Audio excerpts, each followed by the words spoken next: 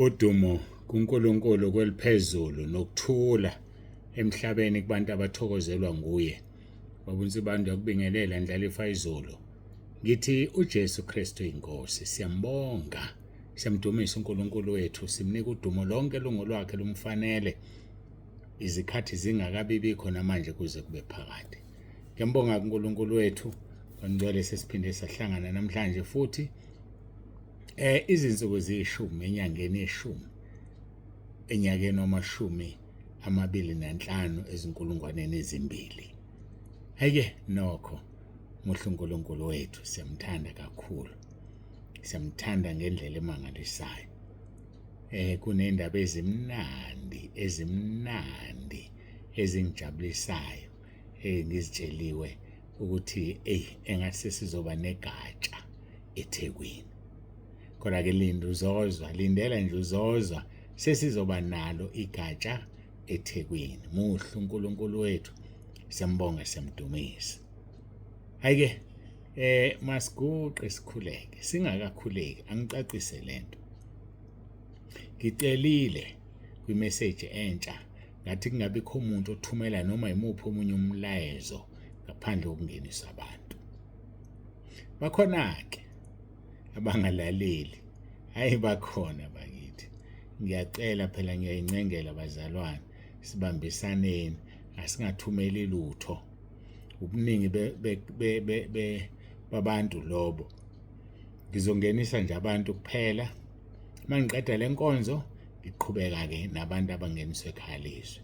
Siyambonga uNkulunkulu ngoba muhle, uyababazeka. Sengophushile onke ama-messages ngendlela bemaningi ngayo, lawa ezinto eziningi ezihlukene. Sengathi izosisiza le ndaba ukuthi kuhambe kume ukuze ngizame ukuphusha ngibe on par. So njengamanje-ke mangiqeda la singenisa abantu, noma phela singazuqala ubangenisa, ngizobe ngibaseva bese ngibabhala la ngibabhala khona, balandelane kahle, ngibaseva emafonini awu-2. Then emva kwalokho-ke ngizobe sengibafaka, angazi ukuthi nini, kodwa kuzokwenza umsebenzi wami ungangishayi, ngoba kusasa ngokugcinwa inkosi sinendlela esisa ePinetown ngokugcinwa inkosi. Ngakho-ke ukuxakeka kulokhu kukhona njalo ngama-weekend, kodwa sikubeke enkosini yona eyazi konke neqonda konke. Ngiyacela-ke siguqe sikhuleke, sisondele kuNkulunkulu wethu. uJesu Kristu inkosi.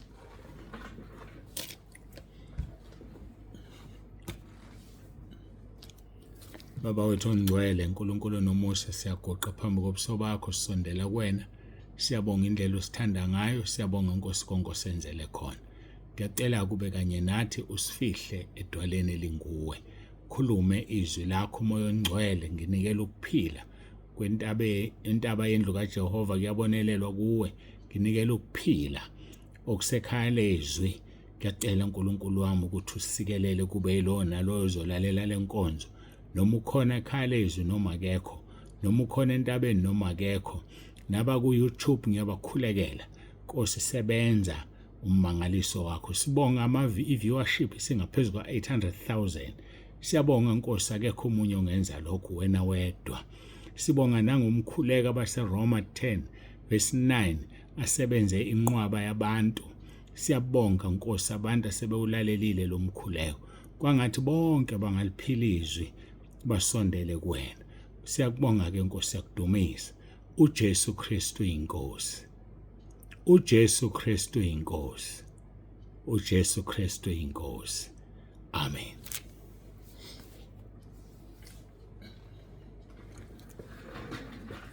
Siyambonga kakhulu kuNkulunkulu bangcwele, siyamdumisa. Akekho ofana naye, akekho njengaye. Sizoya-ke ezwini lenkosi silithola kuMathewu chapter 5:9. Babusisiwe abalamula ngokuba bayakuthiwa abantwana. Uqolo bayathiwa abantwana bakaNkulunkulu. Ezekiel 22:30, ngafuna kuba umuntu wokubiya uthango eme esikhaleni ngaphambi kwami ngenxa yezwe ukuba ngalichithi, kepha angimfumananga.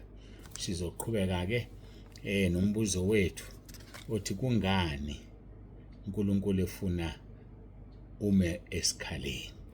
Kungenxa yesikhathi bafowethu, isikhathi asisekho, isikhathi siyaphuthuma isikhathi ngendlela emangalisayo. Washo njalo umprofeti wathi umbono uyaphuthuma, mawubhala ucace ukuze uphathayo agijime nawo kube lula.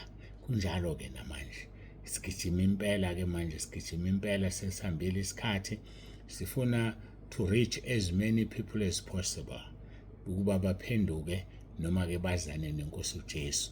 Uma bengaphendukanga ngokwabo lokho, kuthiwe ivangeli loshunyayelwa emhlabeni wonke andokuba kufeke ukuphela. So ithina esibambile, asigijime nombono kaJesu, asigijime nombono kaNkulunkulu, asigijime nevangeli esilinikeziwe, ngoba ilona lodwa eliphilayo. Amavangeli amaningi afile, kodwa elikaNkosi uJesu liyaphila. Asilibambeni sigijime nalo, lingafeli ezandleni zethu. Njengoba lifile kwabanye lafela ezandleni zabo, singavumi nangengozi lifele ezandleni zethu. uNkulunkulu uyasithanda, uNkulunkulu wethu uthi nathi singesabi, ngoba uyena obamba isandla sethu sokunene ebamba ngesandla sakhe sokunene sokulunga. Sidineke sibuka izwi leNkosi lapha uTimotheo wesibili chapter 3. Ngizohlehla ngamabomu ngiye kuverse 6 bese siyaqhubeka. Ukuba kulabo kuvela abanyonyobela ezindlini bethumba besifazane abasindwa izono, beqhutshwa izinkanuko ezizinhlobonhlobo. Beqhutshwa izinkanuko ezizinhlobonhlobo. Kufika nje isona esinzima. uNkulunkulu yasibeka phambi kwami ukuthi ngidlule kuso ngesithinti. Beqhutshwa izinkanuko ezinhlobonhlobo. Yazi ukuthi khona abantu abajabulela ukuthi babe socansini nendoda eyodwa, babe babili noma babe bathathu, noma aba-enjoya ukuthi amadoda amabili yena abe yedwa. Ukungcolo ongeke ufanise nalutho, and isihogo salabo bantu siyoba nzima. Uma ukwenzile lokho mntakababa, wozoyilahle eNkosini uJesu. Zilahle, vuma izono zakho, zihlambulule ube ngcwele, ngoba isihogo sakho sinzima. Yiko phela lamanyala encithakalo enzeke Sodoma naseGomora labhujiswa ngumlilo. uNkulunkulu uyayizonda leyo nto, enyanya leyo nto. Hayike angidlule, bekufika nje ukuthi ngenxa yezwe lithi banyonyobela besifazane abasindwa izono. Ngeke bamnyonyobela ongasindwa izono. Ngeke bamnyonyobela ohlanziwe ngegazi likaJesu.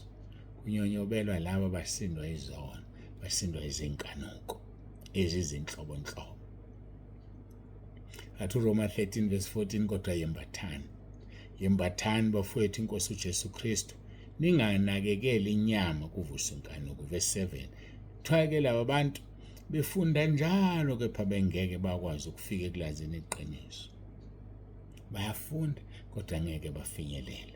Kuthiwe njengoJane noJambres bamelana noMose, kanjalo laba bamelana neqiniso. Abantu abonakele ingqondo, abantu abonakele ingqondo.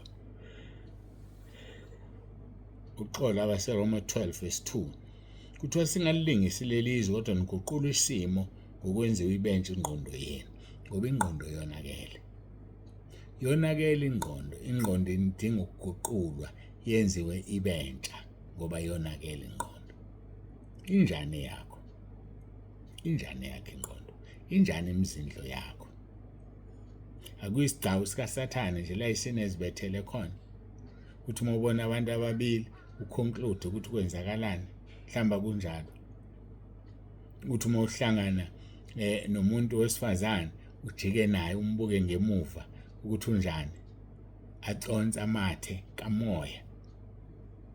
Wonakela ingqondo. Noma ngowesifazane uhlangana umuntu wesilisa amehla enzansi ngathi uyakhophozela, kanti uyakhona into oyibukayo ukuthi ingakanani. Yonakela ingqondo. Ayiwonakela ingqondo kakhulu, ayikancane. uNkulunkulu makakusize.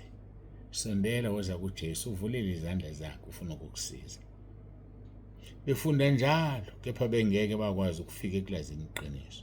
NjengoJane noJambro bamelana noMose, kanjalo labo bamelana neqiniso abantu abonakela ingqondo. Athi kuRoma 12:2 ningalilingisi leliso, kodwa niguqulwe isimo ukwenziwa ibentshe ingqondo yenu ukuze nibe nokuhlolisisa okuyintando kaNkulunkulu, okuhle, okuthandekayo nokupheleleyo.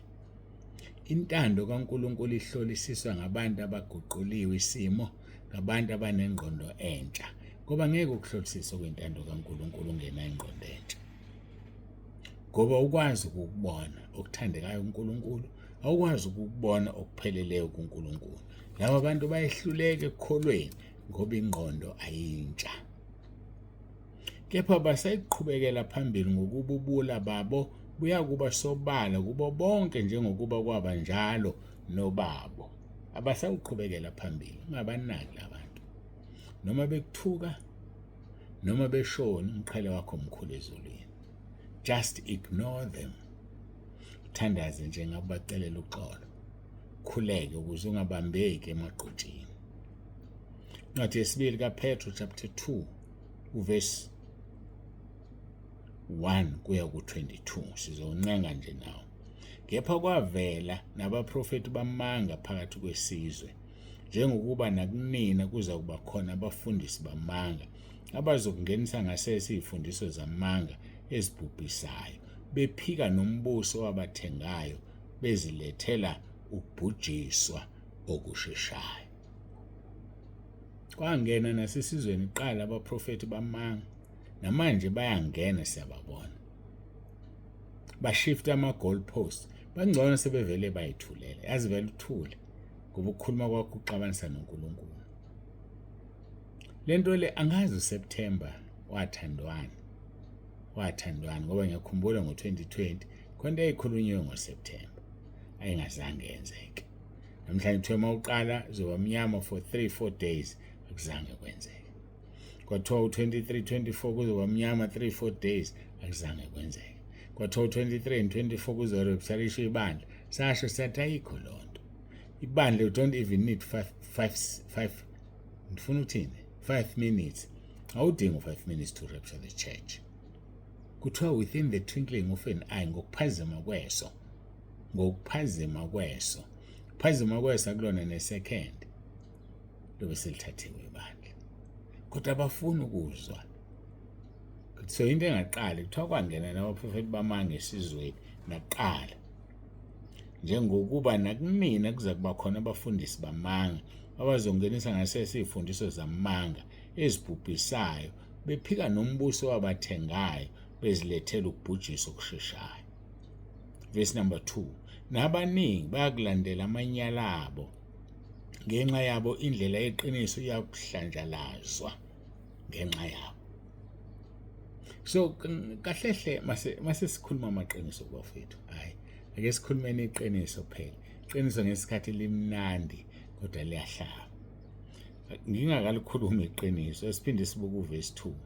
Abaningi bayakulandela amanyala abo, ngenxa yabo indlela yeqiniso iyakuhlanjalazwa. So laba abantu bagcwalisa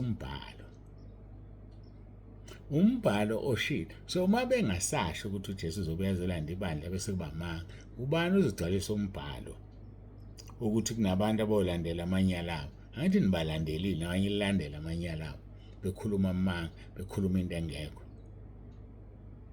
Bekufanele babe khona mase sibheke emajikeni, sesibheke ngakhona ekuhluthweni kwebandla. Bekufanele babe khona bagcwalisa umbhalo, njengokuba noJudas Iscariot wagcwalisa umbhalo. Baningi bawugcwalisela umbhalo, namanje sisawugcwalisa umbhalo. So-ke lithi-ke lelizwi, nabaningi bayakulandela amanyala abo, ngenxa yabo indlela yeqiniso iyakuhlanjalazwa. Samuel wesibili chapter 12 verse 14, ngokuba ngaleso senzo waveza ithuba elikhulu ukuba izitha zikaJehova zimhlambalaze umntwana omzalelweyo uyakufa. Mawuveza ithuba umntwana omzalelweyo uzokufa. So bafethu asinamatheleni enkosini yethu uJesu. Sinamatheleni ngoba usono sinesijeziso. wajezisa uDavide. Kwathi umntwana ozomzalelwa uzofa nokufa. Kwenzeka lokho. Siyambonga kuNkulunkulu, siyamthanda futhi kakhulu. Ngiyafisa nihlale kuye, sihlaleni kuye bafowethu njengevili, silalele izwi lakhe, silalele ukukhuluma kwakhe bese siyenza. Khohlwa ukukhuluma kwabanye abantu, khohlwa izambulo zabanye abantu. Asikhonzeni uNkulunkulu. Funda iBhayibheli lakho, guqula isimo ngokuthi ingqondo yakhe ibentsha, ukuze ube namandla okuhlolisisa okuhle nokuyintando kaNkulunkulu nokupheleleyo. uJesu Kristu inkosi. uJesu Kristu inkosi. Ziyasondela inkonzo zamadoda, ziyasondela inkonzo umnikelo wesipheko kuseyiwona u300 sisathumela kuyona i-account yaseCapitec, umnikelo wenkonzo yamadoda. Izobiqala ke kulonyaka ngo2025. Yaqala kulonyaka ka2025. Sizobonana ke khona inkonzo yokuqala ngo4 ntambama nisheshe nifike. Ilandelayo ke isingakusasa umgqibelo, ilandelayo ngesonto bese kuyahlukwana. Ngesonto khona sobe sibabhabhatisa. uNkulunkulu akubusise, uNkulunkulu akubiyele. uJesu Kristu inkosi. uJesu Kristu inkosi. uJesu Kristu inkosi. Masithandaze.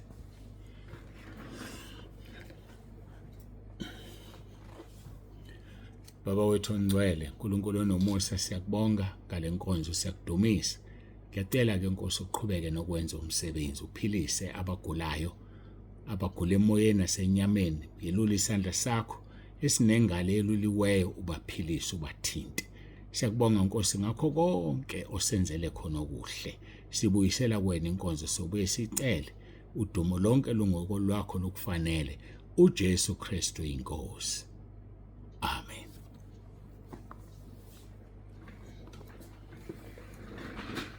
Siyambonga uNkulunkulu wethu kakhulu, siyamdumisa abangcwele. Babonse abantu siyavalelisa. Uthi uJesu Kristu inkosi.